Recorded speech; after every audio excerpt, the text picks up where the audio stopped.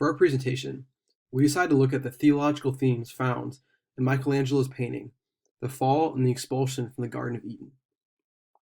And the primary theological doctrine that we saw displayed in this painting was that of sin.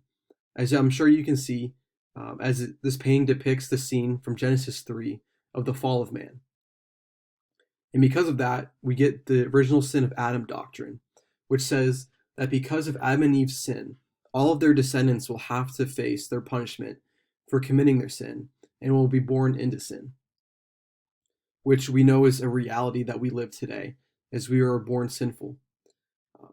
But it can be taken a step further in the doctrine of total depravity, which is not held by all denominations of the Christian faith, and is primarily a Reformed or Calvinistic doctrine, which says that man is born fully evil because they have been born with sin, and that there is no good in them, and that the only good that can come from them is redemption through Jesus Christ.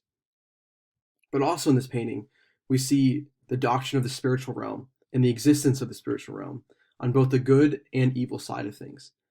We see the existence of Satan displayed and how he can interact with the physical realm, as well as the angelic being, the cherubim, which is also seen in this painting, interacting with the physical world.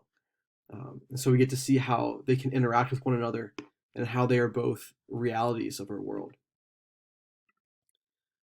But how does Michelangelo decide to display these theological themes within the painting? Because a lot of this can be just interpretations, but trying to decide what Michelangelo is trying to convey to us through this painting. And the primary way he shows us the theological themes is through how he constructs this painting. And we see on the left side, Adam and Eve are in the garden and how they were intended to be in God's perfection in his creation. But we also see how they are tempted by the knowledge of good and evil. And then we see in the center that tree that they were told not to eat of. And we see a physical depiction of Satan and his serpent tail wrapped around the tree, and a physical embodiment of him in the tree tempting Adam and Eve. And on the right side, we see what happens after they commit sin, when God sends the cherubim in Genesis 3:24 to set guard over the garden and keep Adam and Eve out of it because of their sin, and that they are now separated from God. So that's how we can see that. We can see there was how it was tended to be, how they got to be out of how they were intended to be, and then the reality of what happens afterwards. So this painting is divided in two separate sides, the before and the after, and we see the cause in the middle, which is Satan. And we can also see how easily the spiritual realm can be played out in our physical world through the real temptations of the enemy, and what those effects can have. And then we can also see how God uses his angelic beings in the physical world. And then here we can see a fuller image of the Sistine Chapel ceiling, and how this is the sixth image in a 9-panel theme in the center, displaying the book of Genesis.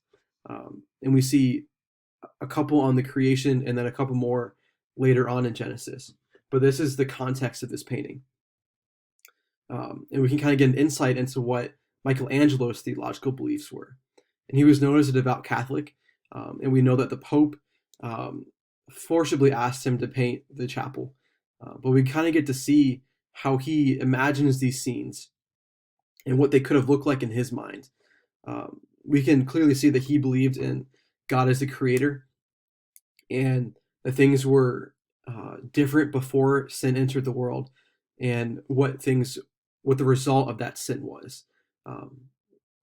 It's pretty reasonable to assume that those were beliefs held by Michelangelo. And his belief in the reality of the physical and the spiritual realms interacting, as he shows the spiritual realm visibly seen in the physical world, which is an interesting thing to think about, which not many Christians imagine how present the spiritual realm is in the physical world. So I think it's really cool to see how Michelangelo